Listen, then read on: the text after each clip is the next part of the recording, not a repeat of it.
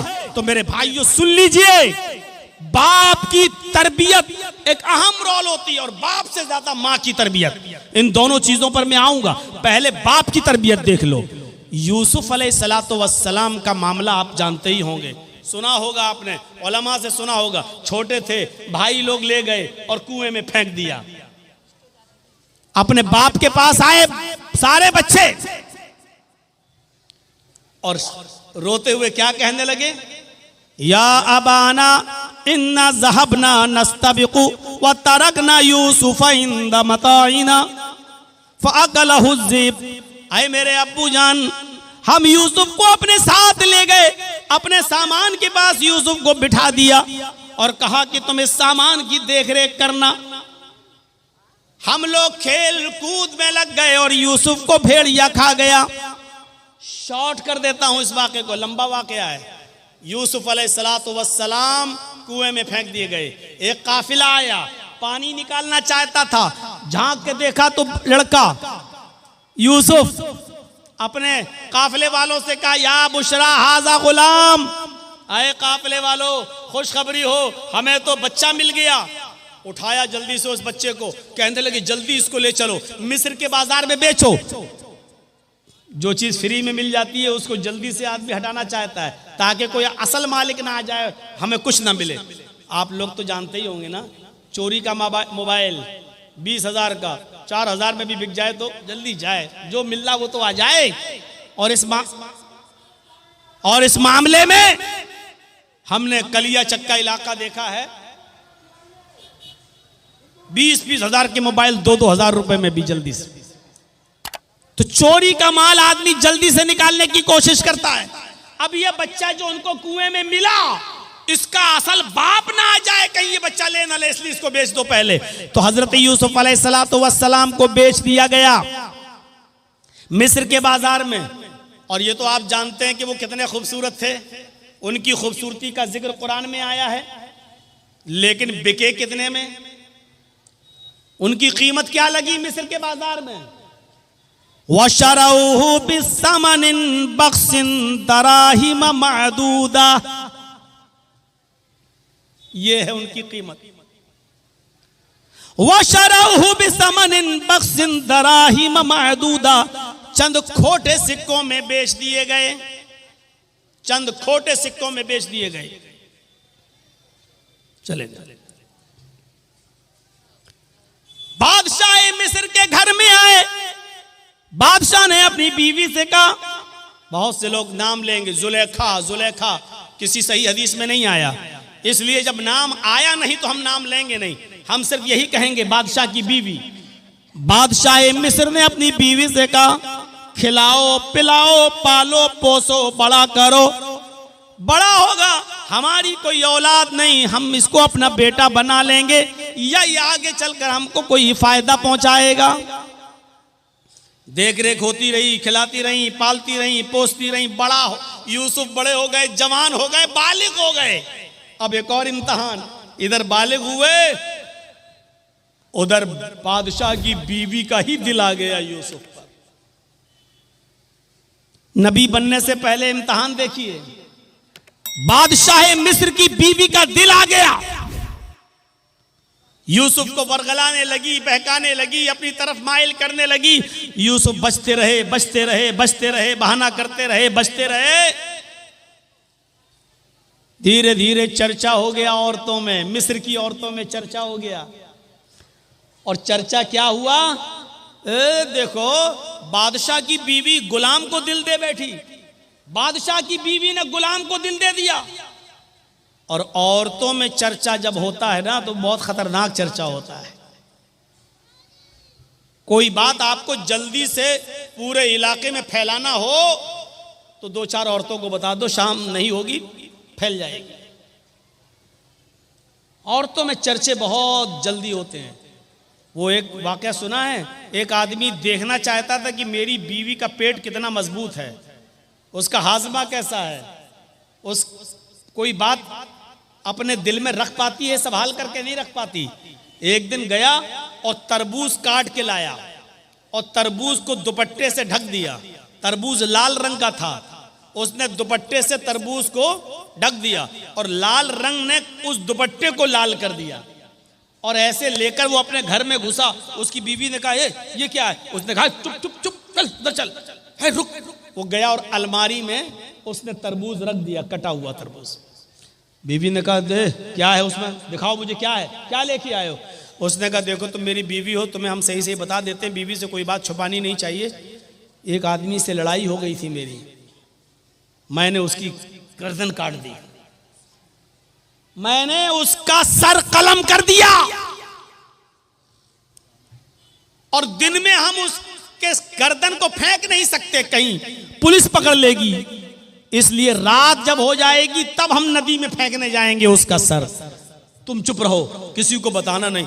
नहीं नहीं नहीं, मेरा आदमी फंस जाएगा, मैं क्यों बताऊंगी किसी को? नहीं नहीं नहीं, ठीक ठीक ठीक, चलिए। 4 बजे के आसपास, 3 बजे के आसपास दिन में उसने तरबूज रखा था अलमारी में और मगरिब की अजान होने तक पुलिस आ गई उसके घर। पुलिस छापा मारा। इसने कहा ए कहां जा रहे हो? कहा मुझे पता चला है कि तुम किसी आदमी की गर्दन काट कर लाए हो। घर खोलो। लेडीज पुलिस भी थी साथ में। पूरा घर छान मारा, अलमारी खोलने की नौबत आई। कहा साहब मैं आपको खुद ही बता देता हूं, मैंने किसी का सर नहीं काटा वाटा है, आपने मेरा पूरा घर चेक कर लिया है, इस अलमारी को भी चेक कर लीजिए, मैं खुद खोल देता हूं। अलमारी खोली उस आदमी ने। कहा साहब सर नहीं काटा है, ये तरबूज के मैंने 2 टुकड़े कर दिए थे, तरबूज को मैंने दुपट्टे में लपेट लिया था और इस तरबूज को मैंने लाकर यहां रख दिया। तरबूज लाल था इसलिए दुपट्टा लाल हो गया। बीवी को मैंने सिर्फ ये कहा कि मैं एक आदमी का सर काट के लाया। ये देखना चाहता था कि बीवी पर कितना भरोसा किया जाए, ये औरतें पेट की कितनी मजबूत होती हैं, ये देखना चाहता था। सर देख लिया, आज के बाद यकीन आ गया कि कोई बात भी बीवी तक को बताने के लायक नहीं। पुलिस वाले भी तरबूज देख के हंसने लगे और कहने लगे कि तुम्हें आज तजर्बा हुआ है। हम भी पुलिस में हैं, लेकिन खास बात हम भी अपनी बीवी को नहीं बताते हैं। मसल मशहूर है ये, औरतों में चर्चा हो गया। यूसुफ को अपना दिल दे बैठी बादशाह की बीवी। अब उसकी जब बदनामी होने लगी चारों तरफ, तो उसने कहा अच्छा, औरतों की चालें बड़ी खतरनाक होती हैं, जानते हो ना? और ना जानते हो तो मैं आपको बताऊं, मेरी माँ बहनें नाराज हो रही होंगी, ये मौलवी क्या कह रहा है, गुस्सा मत होइए। कुरान ने खुद कहा है इन्ना कैदा कुन्ना अजीम, इन औरतों की चालें बहुत खतरनाक होती हैं। औरतों की चाल, सिर्फ खड़े होकर अगर 2 आंसू बहा दे तो आप दीवाने हो जाएंगे। ओह कितना जुल्म हुआ है बेचारी पर, देखो बेचारी कैसे रो रही है। अरे इसके आंसुओं ही में तो सारे जुल्म छिपे हुए हैं। कितनी जल्दी आदमी, 4 तरफ आदमी और खड़ा हो, वो औरत रो दे बीच में तो चारों को हमदर्दी आ जाएगी। बहन रोते नहीं है, अरे नहीं नहीं नहीं, सब उससे हमदर्दी करने लगेंगे। कुरान की आयत पर एतबार करिए, इन्ना कैदा कुन्ना अज़ीम, इन औरतों की चालें बड़ी खतरनाक होती हैं। अब बादशाह मिस्र की बीवी ने चाल चली, सारी औरतों की दावत दे दी, सारी औरतों को बिठा दिया, एक एक फल सबको सामने फल रख दिए, एक एक छुरी दे दी और कहा जाओ फल खाओ। सारी औरतें काट काट के फल खाने लगी। इधर यूसुफ से कहा यूसुफ इनके सामने से गुजर जाओ। यूसुफ अलैहिस्सलाम उन औरतों के सामने से गुजरे। उन औरतों ने जैसे ही देखा यूसुफ अलैहिस्सलाम के हुस्न को, उनकी खूबसूरती को, इधर देखा उधर फल के बजाय हाथों पर उंगलियां, छुरियां चला दी। उंगली कट रही है और वो देखती चली जा रही हैं। उंगली कट रही है लेकिन देख रही हैं, तकलीफ नहीं हो रही है। कभी कभी आप बहुत तेज एक्सीडेंट कर जाएं और आपका सर किसी दीवार से बहुत तेज टकरा जाए तो उस वक्त आपको तकलीफ नहीं होगी। 15 मिनट के बाद, 20 मिनट के बाद, आधे घंटे के बाद आपको दर्द की तकलीफ होगी। ऐसे ही ये औरतें यूसुफ के हुस्न को देखकर शस्त्र रह गईं, हाथों की उंगलियां कट कट के जमीन पर गिर रही हैं, लेकिन इन औरतों को तकलीफ नहीं हो रही है। और उंगली कटी नहीं थी, ऐसे छुरी चल गई हो ना, थोड़ी सी कट गई, नहीं, कत्ताना आइदिया हुन्ना। अरबी जबान में कत्ता यक्ताओ के माना काटना, और कत्ता युकत्ते तख्ती के माना होते टुकड़े टुकड़े करना। उन औरतों ने अपनी उंगलियां काटी नहीं थी, बल्कि कट कट के गिरने लगी, टुकड़े टुकड़े होने लगी। अल्फाज की ज्यादती माना की ज्यादती पर दलालत करती है। उन औरतों की उंगलियां कई जगह से कटी और चीख कर कहने लगी, मा हाजा बशरा, मा हाजा बशर, ये कोई इंसान है ही नहीं। आए बादशाह मिस्र की बीवी, तू किसको दिखा रही है? ये तो इंसान लगता ही नहीं है। इन हाजा इल्ला मलकुन करीम, ये तो कोई बुजुर्ग फरिश्ता नजर आता है, ये तो कोई फरिश्ता दिखाई देता है, फरिश्ता दिखाई देता है। यानी अभी सिर्फ बादशाह मिस्र की बीवी का दिल था, अब मिस्र की सारी औरतों का दिल आ गया। अब सारी चाहने लगी यूसुफ मेरे हो जाएं, यूसुफ हमारी तरफ माइल हो जाएं। अब बादशाह की बीवी ने कहा, देखा तुम ताने मारती हो ना, अब बताओ मेरा क्या कसूर है, बताओ मेरी क्या गलती है? जो मैं चाहती हूं यूसुफ से वही तो तुम लोग भी चाह रही हो, बताओ मेरा क्या कसूर है? और वही धमकी दी बादशाह की बीवी ने। जरा धमकी सुनिए। आए औरतों, आए मिस्र की, मिस्र वालियों, अगर इस लड़के ने, इस जवान ने, इस यूसुफ ने अगर मेरा इरादा पूरा नहीं किया, मेरी बात नहीं मानी, इशारा आप समझ रहे होंगे। आए मिस्र की औरतों, अगर यूसुफ ने मेरी बात ना मानी, अगर मेरा इरादा पूरा ना किया, मेरी बात ना मानी और मेरे साथ वो काम नहीं किया जो मैं चाहती हूं, अगर ये मेरे करीब ना आया तो इसको सख्त से सख्त सजा दिलवाऊंगी या जेल के अंदर सड़वा दूंगी। जेल के अंदर सड़ेगा, ये जेल के अंदर अपनी पूरी जिंदगी गुजारेगा। जब यूसुफ अलैहिस्सलाम को ये धमकी मिली कि ये कह रही है अगर इसने मेरी बात ना मानी तो सख्त से सख्त सजा दिलवाऊंगी या जेल में सड़ा दूंगी, तो आसमान पे नजरें डाली यूसुफ अलैहिस्सलाम ने और अपने रब को पुकार कर क्या फरमाया, रब्बिस सिजनु अहब्बु इलैया मिम्मा यदऊननी इलैहि। आए मेरे रब, आए मेरे परवरदिगार, मुझे जेल की जिंदगी ज्यादा महबूब है, मुझे जेल में जाना ज्यादा पसंद है, मुझे जेल में रहना ज्यादा गवारा है, मैं जेल में पूरी जिंदगी गुजार लूंगा, मुझे जेल में जाना ज्यादा महबूब है, पसंद है। लेकिन वो काम करना मैं तैयार नहीं, वो काम गवारा नहीं जिस काम के लिए ये औरतें मुझे बुला रही हैं। यानी एक नहीं बुला रही थी, कई औरतें बुला रही थी सारी। तो क्या कहा, आय अल्लाह, जेल में जाना पसंद है लेकिन वो काम करना पसंद नहीं जिसकी तरफ ये मुझे बुला रही हैं। यदऊननी इलैहि, जमा मुअन्नस गायब का सेगा, एक औरत नहीं कई औरतें थी जो ये कह रही थी आए यूसुफ हमारे पास आ जाओ। और यूसुफ ने कहा, अल्लाह मुझे जेल जाना पसंद है लेकिन वो काम करना पसंद नहीं है जिस काम के लिए ये औरतें मुझे बुला रही हैं। अब तेरी मदद मुझे चाहिए। और मदद क्या चाहिए, व इल्ला तसरिफ अन्नी कैदहुन्ना, इनकी चालों से मुझे बचा ले।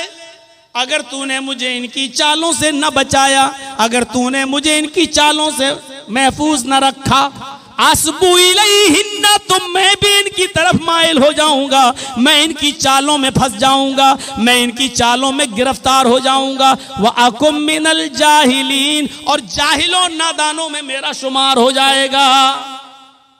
यानी औरतों की चालों से बचने के लिए यूसुफ अलैहिस्सलाम भी दुआ कर रहे हैं अल्लाह से कि अल्लाह मैं जेल में चला जाऊंगा ये पसंद है, लेकिन वो काम करना पसंद नहीं है जिसकी तरफ ये मुझे दावत दे रही हैं। हाँ, लेकिन तू मुझे इनकी चालों से बचा ले। पता नहीं कौन सी चालें हैं, पता नहीं कैसी कैसी चाल ये इस्तेमाल करके मुझे अपनी तरफ माइल कर लें, इसलिए मेरे परवरदिगार तू मुझे बचा। और फिर भी यूसुफ अलैहिस्सलाम चाल से बच नहीं सके। कहा यूसुफ एक काम है। कहा अच्छा चलो, काम है, मैं तो खरीदा हुआ गुलाम हूं इनका, बात मानना पड़ेगी, आओ इधर आओ। वो यूसुफ को ले गई, दरवाजा बंद कर दिया, दूसरे कमरे में ले गई, उसका दरवाजा बंद कर दिया, एक और कमरे में ले गई, उसका दरवाजा बंद कर दिया।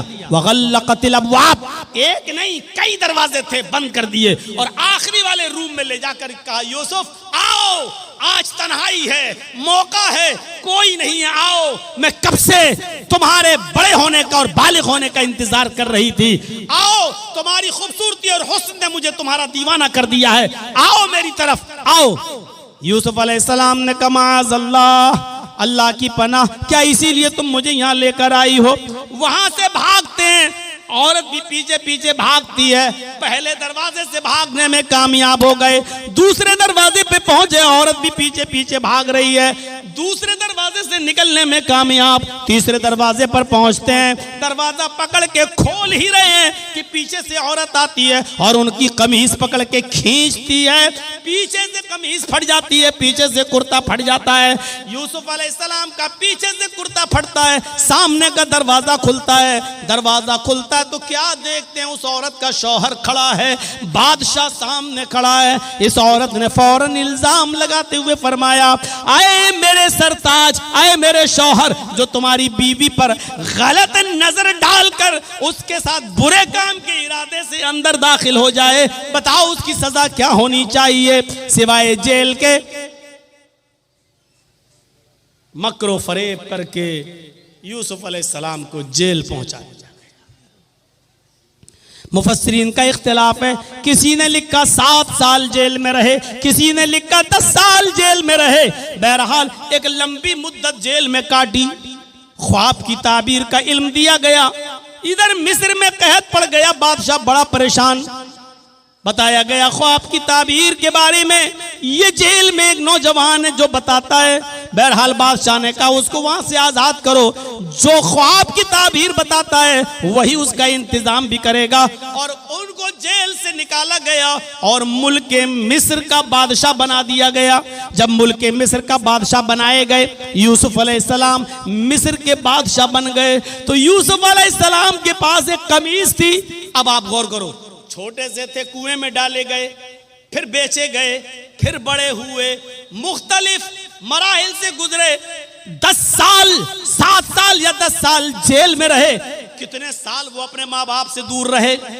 अब जब मिस्र के बादशाह बने तो अपने बाप के पास एक आदमी को भेजा, कुर्ता था अपना, कमीज ये उतारी और दिया कि लो इस कुर्ते को फला फला बस्ती में ले जाओ और याकूब नाम का एक बूढ़ा आदमी तुम्हें मिलेगा, ये कमीज उस बूढ़े आदमी को दे देना, वो पहचान लेगा ये कमीज किसकी है।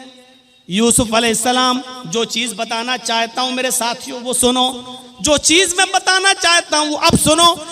वो कासिद, वो दूत, वो एलची जब यूसुफ अलैहिस्सलाम की कमीज लेकर उनके बाप के पास पहुंचा, कहने लगा मिस्र के बादशाह ने ये कमीज आपको दी है और कहा है कि ये कमीज देते ही वो मुझे पहचान लेंगे ये कमीज किसकी है।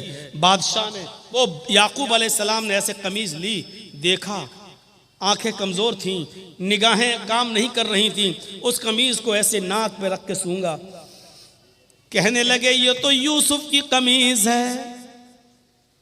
आए कासिद, ये तो यूसुफ की कमीज है, मैं जानता हूं।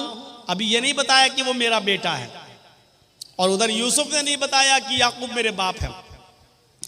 ये कमीज तो यूसुफ की है।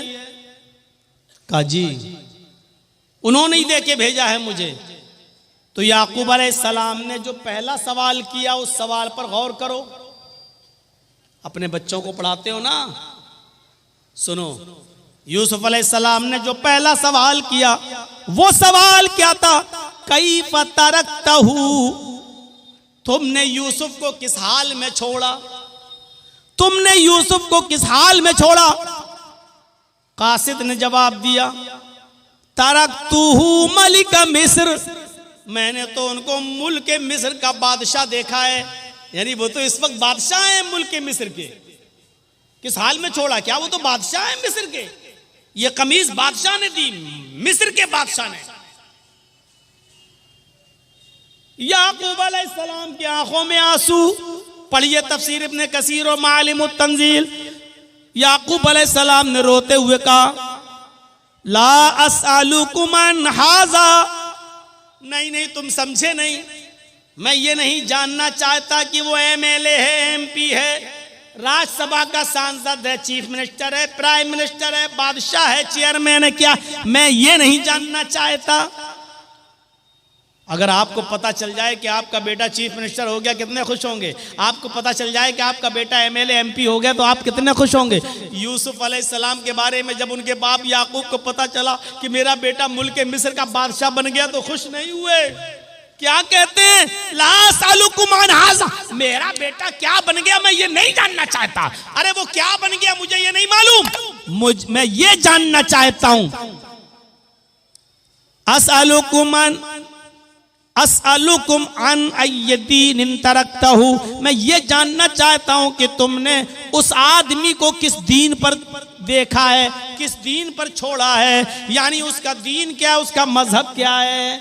याकूब अलैहिस्सलाम को इतने दिनों के बाद भी फिक्र हुई तो ये हुई कि मेरे बेटे यूसुफ का दीन क्या है, उसका मजहब क्या, उसकी तरबियत अच्छी हुई कि नहीं हुई, वो अच्छे माहौल में पला कि नहीं पला, नाकारा तो नहीं हो गया। याकूब अलैहिस्सलाम ने पूछा, अस्अलुकुम अन अय्यदीन तरक्ता, तुमने उसको किस दीन पे छोड़ा। तो कासिद ने जवाब दिया, अच्छा दीन के बारे में जानना चाहते हो क्या। हाँ। कहा, काल यशहदु अन ला इलाहा इल्लल्लाह, मैं उसका दीन नहीं जानता, बस इतना जानता हूं कि वो लोगों से ये कहता है कि अल्लाह के अलावा कोई माबूद नहीं, वो लोगों से ये कहता है कि एक अल्लाह की इबादत करो, अल्लाह के अलावा तुम्हारा कोई माबूद नहीं, उसी की इबादत करो, उसी को सजदा करो, उसी से मांगो। याकूब अलैहिस्सलाम कहते हैं, अल्हम्दुलिल्लाह, मैं अपने बेटे की तरबियत से खुश हूँ कि इस हाल में और बादशाह बनने के बाद भी, मुख्तलिफ मराहिल से गुजरने के बाद भी वो अपने रब को नहीं भूला, वो अपने अल्लाह को नहीं भूला। तो कुरान की तालीम अल्लाह की मारफत इंसान को बताती है। ये होना चाहिए एक बाप की जिम्मेदारी। आपका बेटा एमएलए, आपका बेटा एमपी, आपका बेटा चेयरमैन, आपका बेटा प्रमुख, आपका बेटा सभासद, आपका बेटा सब कुछ, लेकिन ये बताओ कि आपके बेटे की तालीम क्या है, आपके बेटे का मजहब क्या है, आपके बेटे की दावत क्या है, उसका दीन क्या है। क्या वो यशहदु अन ला इलाहा इल्लल्लाह पढ़ता या नहीं पढ़ता, एक अल्लाह की इबादत करता या नहीं करता, ये चीज जरूरी है। और जब आदमी ये जान ले कि एक अल्लाह है, उसी की इबादत की जाएगी, तो फिर वो अल्लाह के अलावा किसी को राज़िक नहीं समझता, अल्लाह के अलावा किसी को सजदा नहीं करता, फिर अल्लाह के अलावा वो किसी से डरता नहीं, क्योंकि उसने अल्लाह को अपना माबूद मान लिया है। आज के इस दौर में जगह जगह पर बुराइयों का जाल बिछा हुआ हो, जगह जगह पर बुराइयों ने अपने पैर फैला लिए हों, जरा बताइए, आप निकल के देख लीजिए अभी इसी जलसे में, और थोड़ा सा बाहर निकलकर जाके नुमाइश देख लीजिए, मेला देख लीजिए, झूले देख लीजिए, इसी में एक तरफ दीन के नाम पर जलसा और दूसरी तरफ मेला और ठेला। और देखिए कि उस बाजार में आपको मर्दों से ज्यादा औरतें सामान खरीदते हुए नजर आ जाएंगी, अपने बच्चों को झूला झुलाते हुए नजर आ जाएंगी, और मर्दों का औरतों का इख्तिलात ऐसी जगह पर होता है। जो इस्लाम हमें यह कहता है कि औरत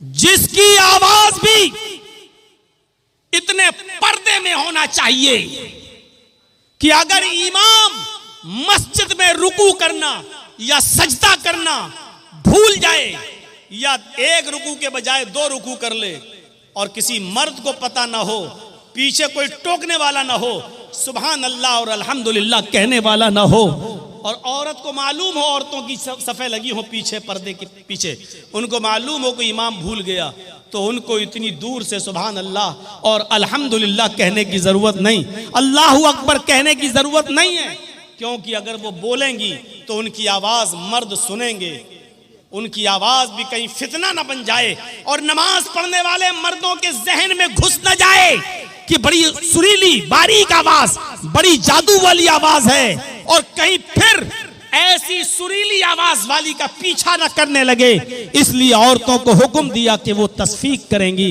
यानी सुभान अल्लाह, अल्लाहु अकबर नहीं कहेंगी, बल्कि वो ताली बजाएंगी। ऐसे हैं या ऐसे।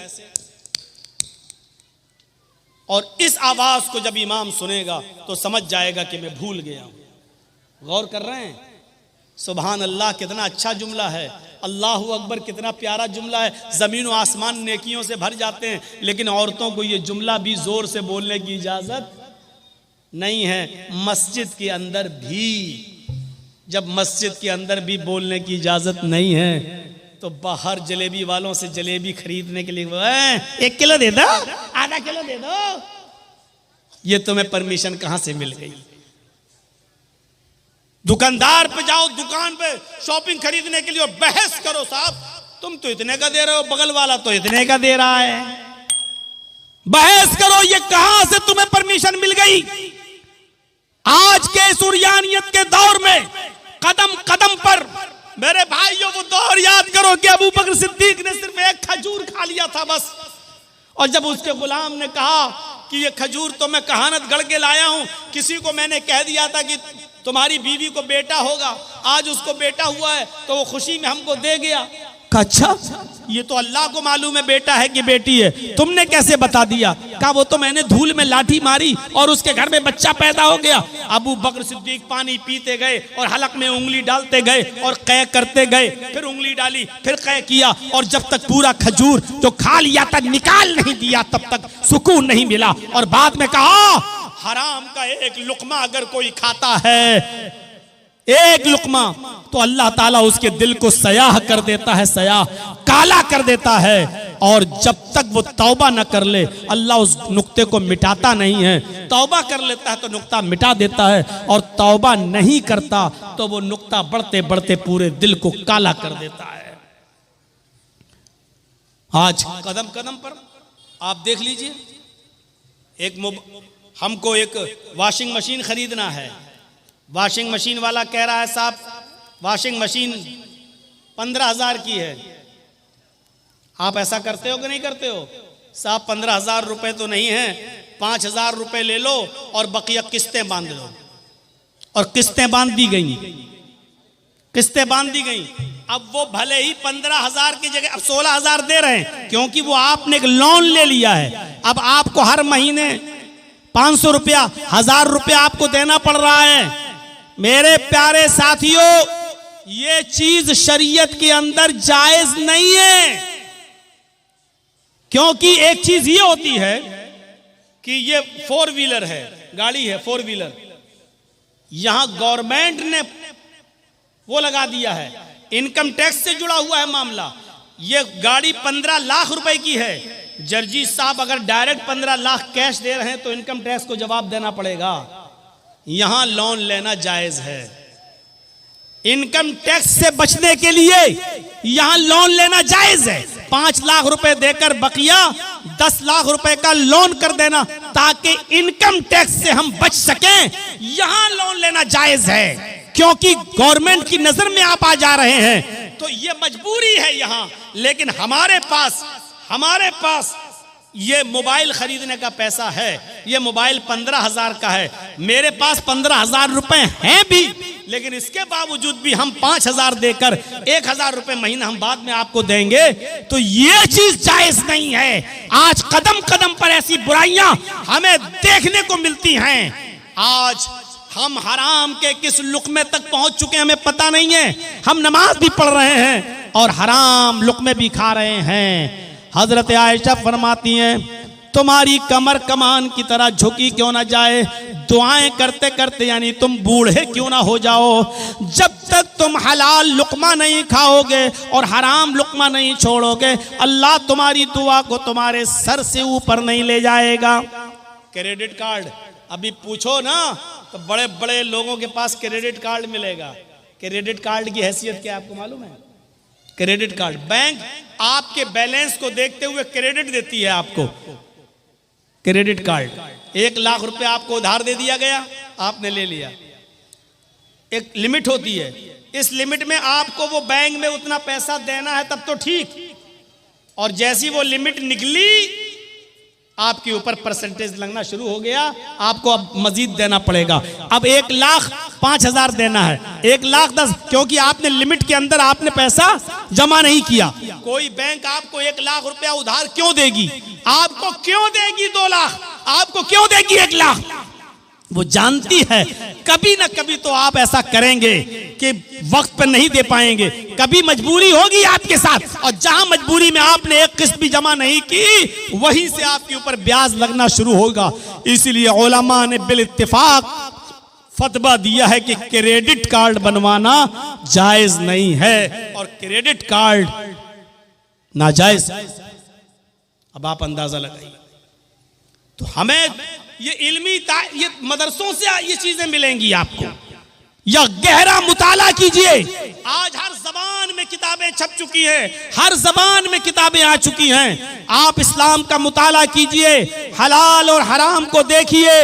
मेरे भाइयों, कदम कदम पर आपको हराम और हलाल की तमीज आज उड़ चुकी है, कदम कदम पर देखने को मिलेगा।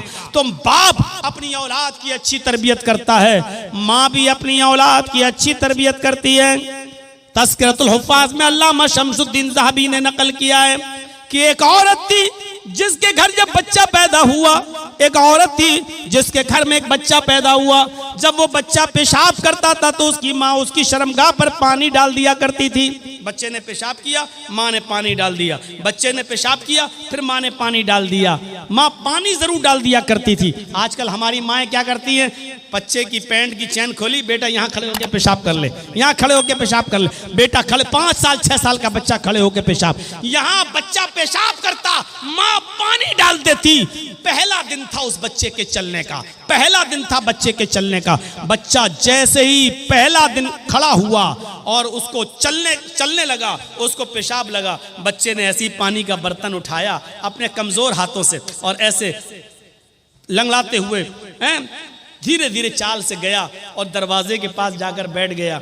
माँ दूर से देख रही कि देखे मेरा बेटा क्या करता है। वो बैठ गया, उसने अपना कपड़ा खुद उतार लिया, बैठ के पेशाब करने लगा। उसको मालूम नहीं कि पेशाब कैसे होता है, उसको पता नहीं इस्तिंजा कैसे होता है, उसको पता नहीं पानी किस हाथ में पकड़ना चाहिए और शर्मगाह किस हाथ में पकड़ना चाहिए, उसको नहीं मालूम। उसको सिर्फ इतना मालूम है कि मेरी माँ मेरी शर्मगाह पे पानी डाल देती थी, बस। उसने पेशाब किया और पानी अपनी शर्मगाह पे ऐसे ऐसे लिया और ऐसे डाल लिया, अपनी शर्मगाह पर पानी डाल लिया, ऐसे लिया और ऐसे पानी उड़ेल लिया। उसने धोया नहीं, वो जानता ही नहीं, बच्चा है छोटा, पहला दिन था चलने का। उसने पानी अपनी शर्मगाह पे डाला, माँ दूर से देख रही है, वही उसकी आंखों में आंसू आ जाते हैं और रोते हुए कहती है, फुज़्तु बिरब्बिल काबा, काबे के रब की कसम में कामयाब हो गई, अल्लाह की कसम में कामयाब हो गई। मैं जो सिखाना चाहती थी अपने बच्चे को मैंने वो सिखा दिया, मैं जो सिखाना चाहती थी अपने बच्चे को मैंने सिखा दिया। मैं यही सिखाना चाहती थी कि मेरा बेटा पैंट की चैन खोल के खड़े होकर गधे और कुत्तों की तरह पेशाब न करे। मैंने बहुत कुछ कह दिया है, गधे और कुत्तों की तरह पेशाब ना करे। अक्लमंद होगे तो समझ गए होगे कि मैंने क्या कहा है, और नहीं होगे तो एक कान से सुन के दूसरे कान से उड़ा दोगे। ये तालीम आपको माँ की गोद से मिलेगी। Mother's lap is first college for children. माँ की गोद बच्चे का पहला मदरसा है, या इन दीनी मदरसों से मिलेगी। आप बड़े बड़े यूनिवर्सिटी देख लो, पूर्णिया मेडिकल कॉलेज देख लो, किशनगंज मेडिकल कॉलेज देख लो, जामिया मिल्लिया JNU, बड़े बड़े कॉलेजेस और यूनिवर्सिटीज देख लो। यहां से पढ़ के निकलने वाले बड़े बड़े डॉक्टरों को, इंजीनियरों को देख लो।